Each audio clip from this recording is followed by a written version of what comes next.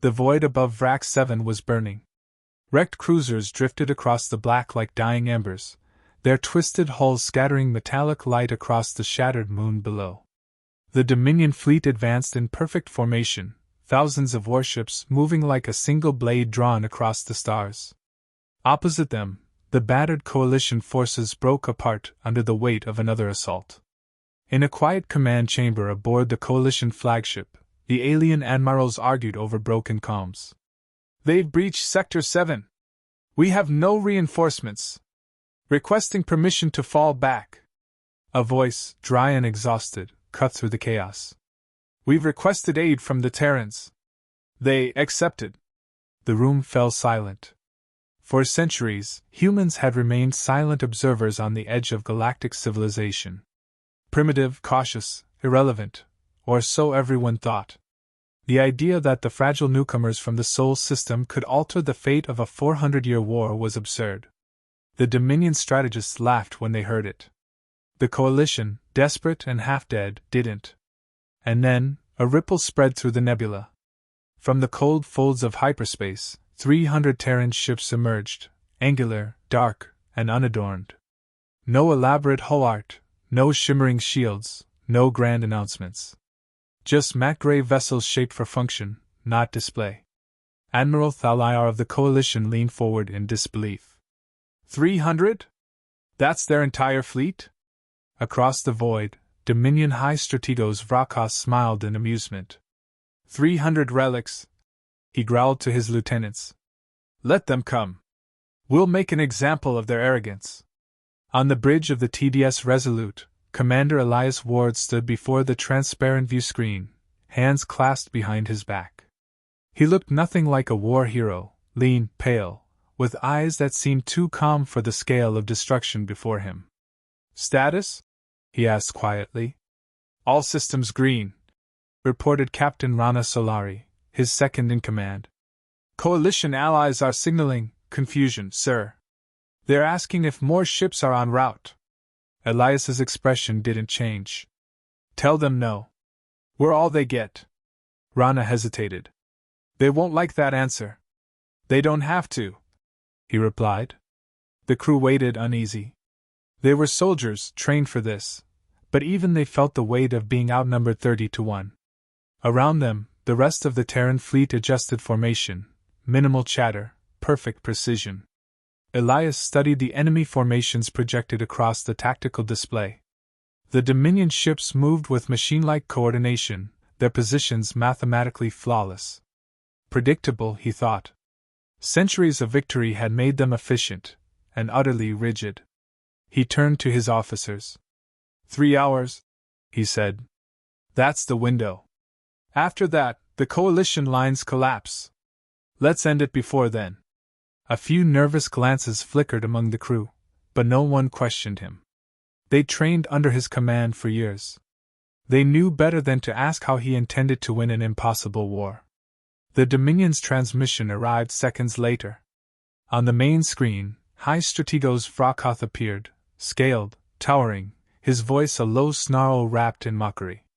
So this is humanity. Small, soft creatures from a forgotten corner of space.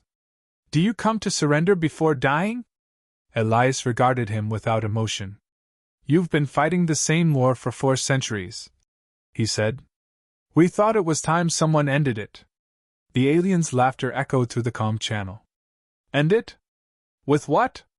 Rusting scrap and primitive projectiles? Elias's tone stayed level. With intelligence. The line went dead. Moments later, the Dominion fleet surged forward. 10,000 ships lit up the void with plasma storms, their targeting arrays locking onto the Terran formation. Coalition forces scrambled to reposition, desperate to form a defense line. But Elias didn't move. Commander, Rana urged, they're closing fast.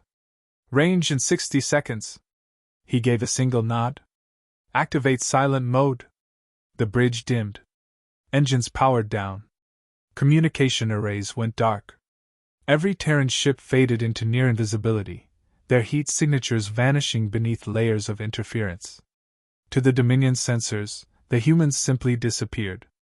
What the hell are we doing? One lieutenant muttered. Listening, Elias answered. For 20 long minutes, the Dominion fleet searched the void. Confused transmissions filled the comm bands as alien commanders tried to reacquire targets. Their scanners found nothing but debris and false echoes. Then, a Dominion cruiser exploded, no weapon fire, no trace of an attacker. Another followed. And another. In the Coalition Command Center, chaos erupted. They're detonating! Who's hitting them? Is it the humans?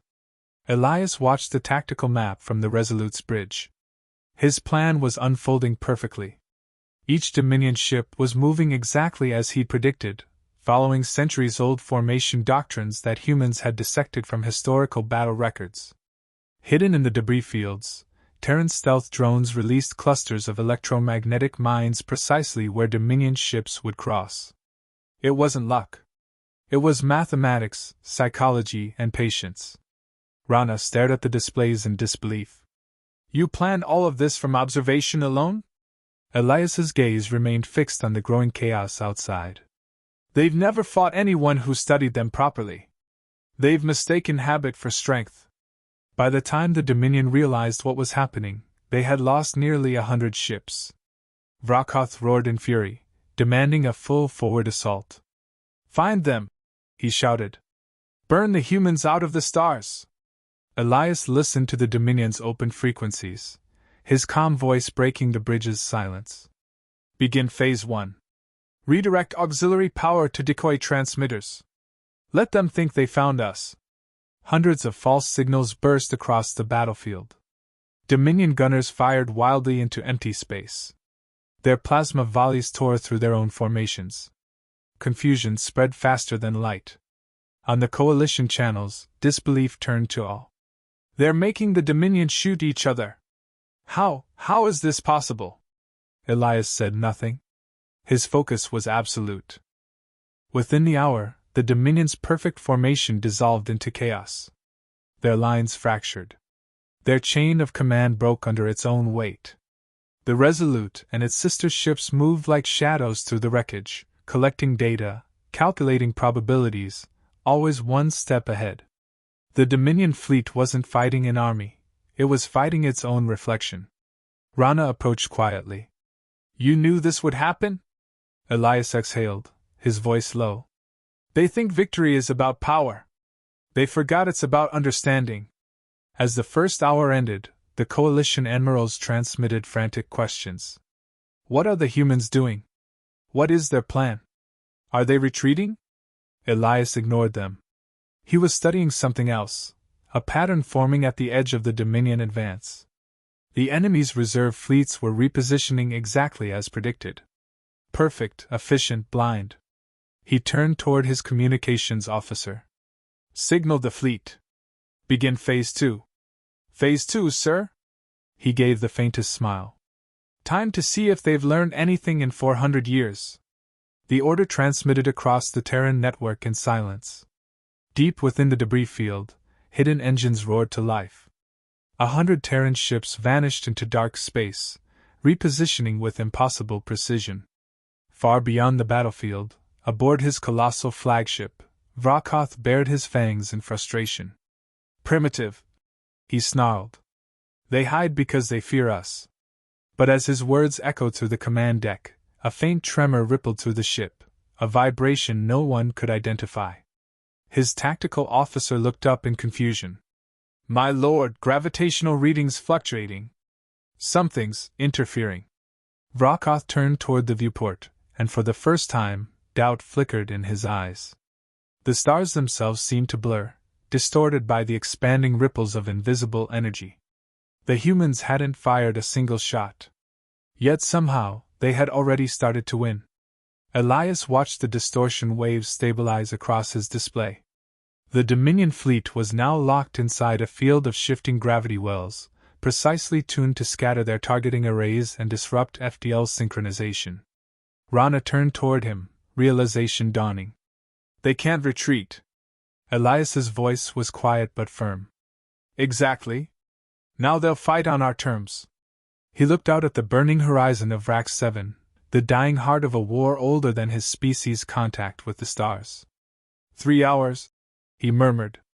And then it's over. The bridge fell silent as the fleet vanished once more into the darkness, predators cloaked in patience, waiting for the perfect moment to strike.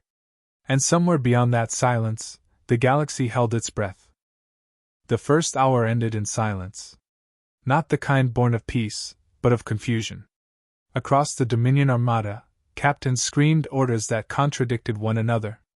Thousands of ships drifted without coordination, sensors blinded by invisible static, their once perfect formations breaking apart like sand in a storm. In the middle of it all, the human fleet waited, motionless and invisible, inside their web of shifting gravity wells. Commander Elias Ward stood over the holographic table aboard the TDS Resolute, the cold blue light cutting through the darkness. Every vector, every Dominion transmission, every flicker of movement was a note in a vast orchestral composition that only he could hear. Status? Elias asked. Dominion losses at 173 confirmed. Rana Solari replied. They've stopped advancing. Coalition fleets are holding back. They don't know what we're doing.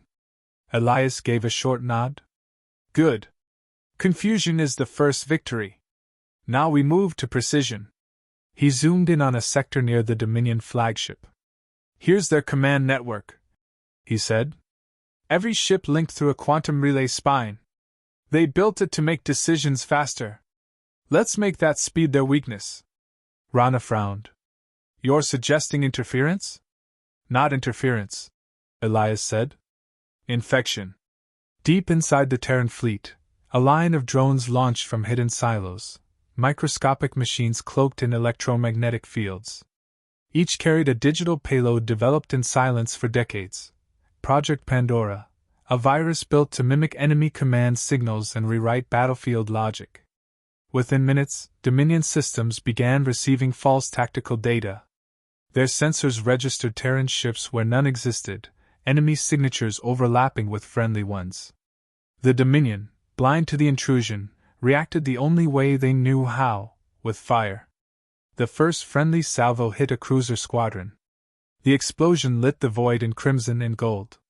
Then came another. And another. Elias watched the chain reaction spread across his display, each flare marking another blow delivered without a single human shot fired. Rana exhaled slowly. They're killing each other. Not killing, Elias corrected. Correcting. They've built a machine that can't stop itself once it starts. All I did was wind the key. On the Dominion flagship Blood Sovereign, High Strategos Vrakoth slammed his clawed hand against the command dais. Who authorized fire on our own line? The bridge officers trembled. Our systems detected multiple Terran signatures inside the formation, my lord. Then purge the system, Vrakoth roared. Engineers worked frantically, but every attempt to isolate the corrupted code only spread it further. Their targeting arrays flickered, weapon locks failed, command relays looped endlessly. For the first time in 4 centuries of war, the Dominion found itself unable to distinguish enemy from ally. Hour 2 began with a shift. The Terran fleet moved. Not in the slow, heavy arcs of standard combat doctrine, but with mathematical precision. They darted through blind spots, exploited every sensor lag, and struck like a surgeon's scalpel. Each attack was brief, 30 seconds of devastating focus, then silence again. On the bridge of the Resolute, Elias's voice cut through the rhythm of reports. All ships, avoid prolonged engagement. Strike and vanish. Leave ghosts behind. Human vessels used reflective plasma mirrors to leave decoy signatures, phantoms that lingered on Dominion radar long after the real ships had slipped away. The enemy fired at empty space, wasting energy, revealing positions. Rana smiled faintly.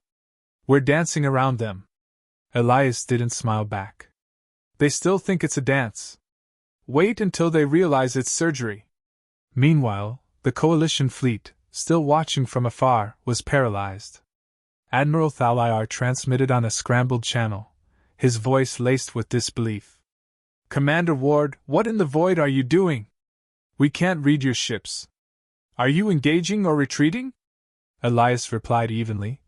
Neither. We're rewriting the rules you've been dying by. You're playing games while the front collapses. Admiral, Elias said quietly, we're not playing. We're teaching. He ended the transmission. There was no time for diplomacy. The second hour stretched on, each minute precise, each decision a calculated strike against centuries of Dominion arrogance. By now, Vrokatha's patience had thinned to nothing. He stood before the viewing pane of his flagship, watching the drifting wreckage of what had once been the most disciplined fleet in the galaxy.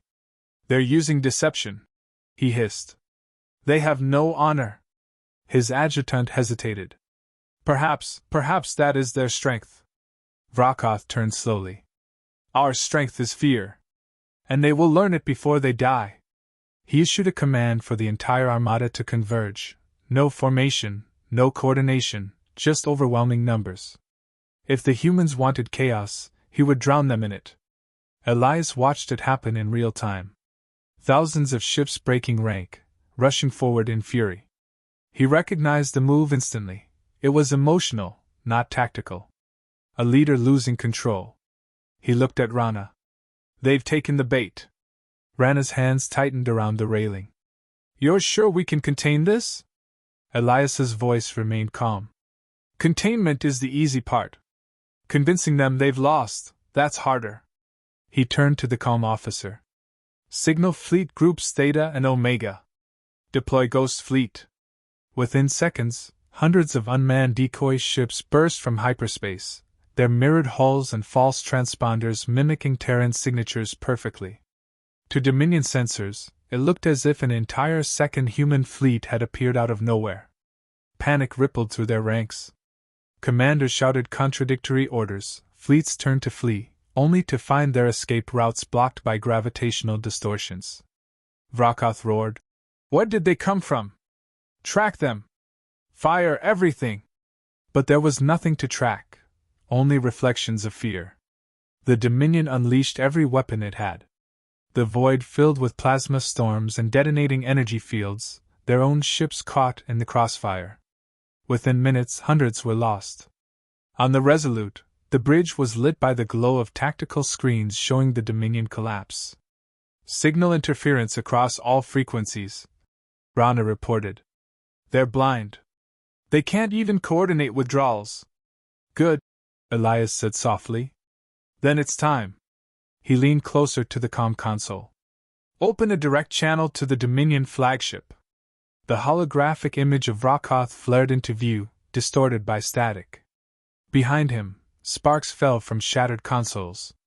Elias's tone was almost conversational.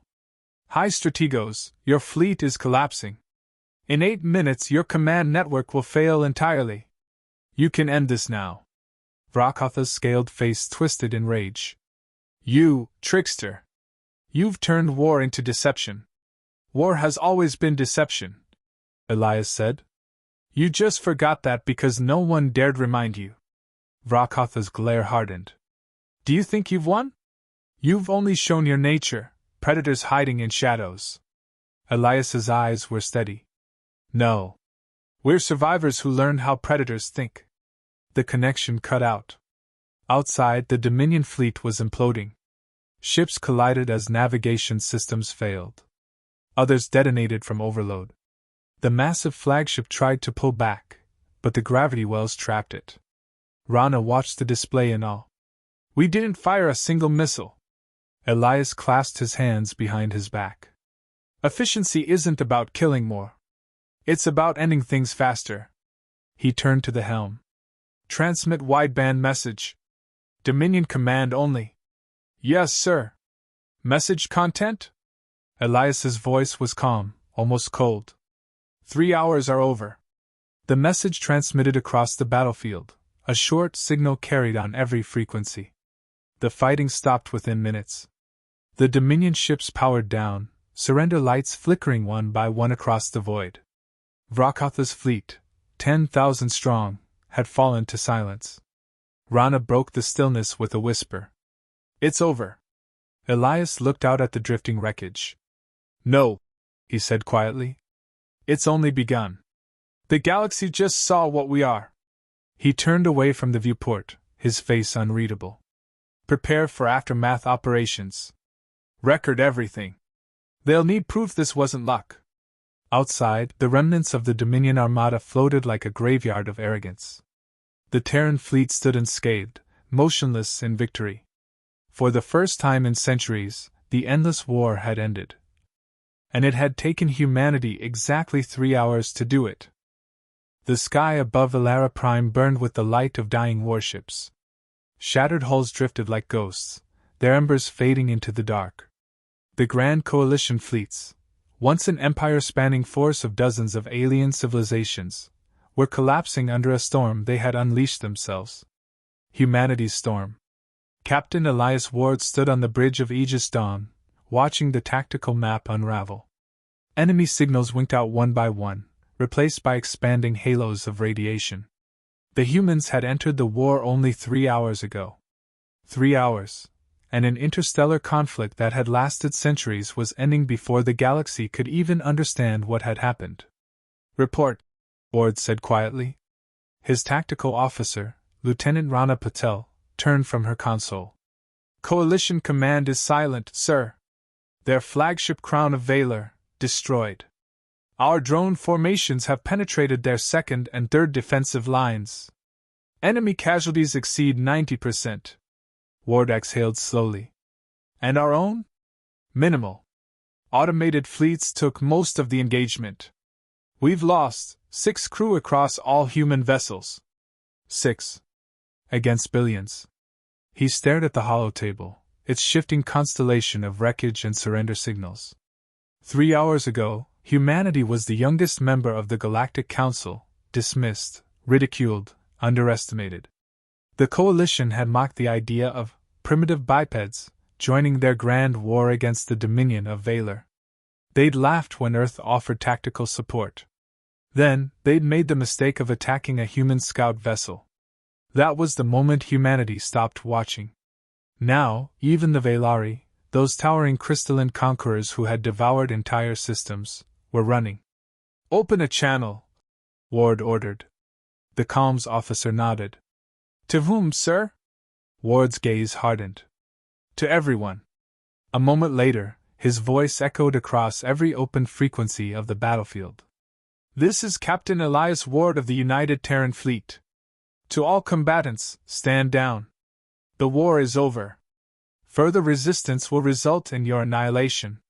The transmission carried a tone that made even seasoned warlords hesitate. It wasn't arrogance. It was a calm, measured certainty, the kind that came from people who didn't bluff.